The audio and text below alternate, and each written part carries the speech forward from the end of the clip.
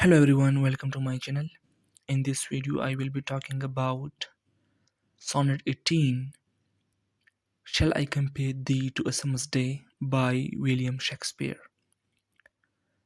Shall I Compare Thee to a Summer's Day is a sonnet by William Shakespeare which is a tribute to the beauty of his beloved.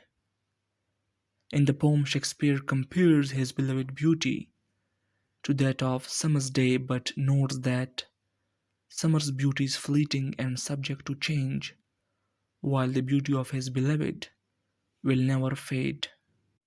He goes on to describe how his beloved beauty will be preserved forever in the lines of his poetry, which will be read and admired by future generations long after the summer has ended.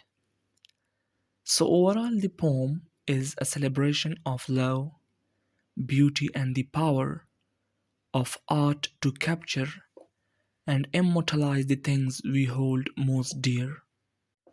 This is a love poem in which the speaker compares his beloved to a summer's day, but concludes that his beloved is lovelier and more constant than the changing seasons. The poem has three quatrains and one couplet. Overall, it has 14 lines. In the first quatrain, the speaker questions whether he should compare his beloved to a summer's day, acknowledging that the beauty of summer is fleeting and subject to change.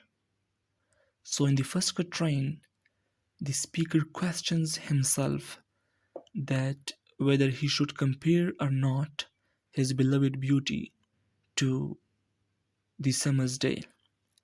In the second quatrain, the speaker elaborates on the shortcomings of summer, noting that it can be too hot or too windy, and that everything beautiful will eventually fades away. In the third quatrain, however, the speaker asserts that his beloved beauty will not fade with time, but will remain eternal. Even death will not be able to claim her because she will live on in the eternal lines of his poetry.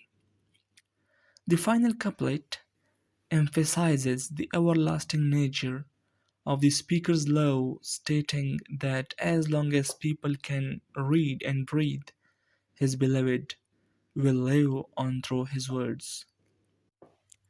The sonnet has four important themes which I have identified. First is the nature of true beauty. The speaker questions whether he should compare his beloved to summer's day, acknowledging that transient nature of a seasonal beauty. However, he ultimately concludes that his beloved beauty is more constant and enduring than that of natural world. Second important theme is the passage of time. The poem emphasizes the fleeting nature of beauty as well as the inevitability of aging and mortality. However, the speaker suggests that love and poetry can provide a kind of immortality, preserving the beloved's beauty beyond the limits of time. Third is the power of language.